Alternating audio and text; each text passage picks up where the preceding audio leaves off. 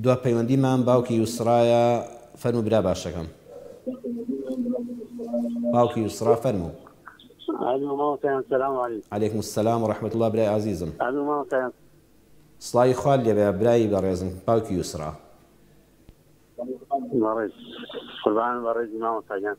بەڵام مامۆستاگیان بڵێن عەرزێکی خانوومان هەیە بڵێن چەند ساڵە دامان ناوە بڵێن زەکات و شتی لێکەوێن.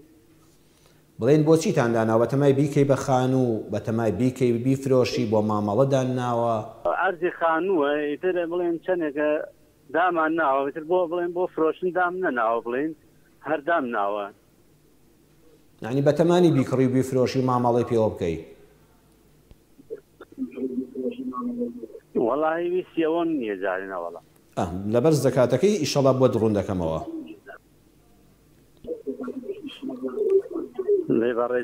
بەسەر چاواکی یوسرا ئیشەڵا لەسەوە قسەت بۆ دەکەم. باوکی یوسرا دوا پەیوەندیمان بوو فەرمووی عەرزێکم هەیە بۆ خانوو دامان ناوەوەتە عەرزی مامەڵە و کڕین و فرۆشتن و تیجاری نییە، عەرزی خانووەتە شوێنێکی تیجاری و بازرگانی نییە.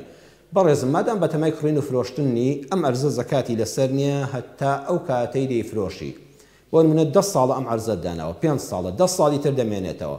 ئەم زەوێ هیچ بەرهەمێکی نەداوە بە تۆ و بۆ مامەڵە کڕین و فرۆشتنیش دان نەناوە. ئەلەم حاڵەتانەدا باوکی یوسرا زەکاتەکە گوناهبار نابی هەموو ساڵە زەکاتی لێ نەدەی. بۆ نمونە بای 4 دەفتەر دۆلارە تۆ هەموو ساڵی پێویست ناکە زەکاتی لێ بدەی.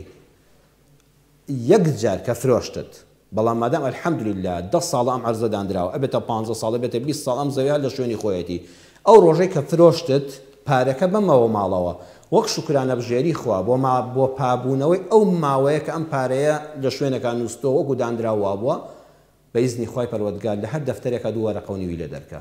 جا بە 2 دەفتەردا بە 10 دەفتەردا بە هەر چەندێک بوو ئەو ڕۆژەی کە فرۆشتت یەک جار زەکاتی لێ بدە یەک جار نەگی هەموو ساڵەکان لە دەفتەرێکە دوو وەرەقە و نیوی لێ دەرکە ماڵەکەت پاک دەبێتەوە و ئینشاڵڵا خۆش بەرەکەت دەخاتە ئەو پارەیە واگە کردیشت بە خانوو داهات بۆ خۆت بۆ منداڵەکانت کرا بە خانوو شوێنی نیشتە جێبوونی خۆت ئیترەوە هیچی لەسەر نێ و هیچ گونەهباری لای خوا نابی.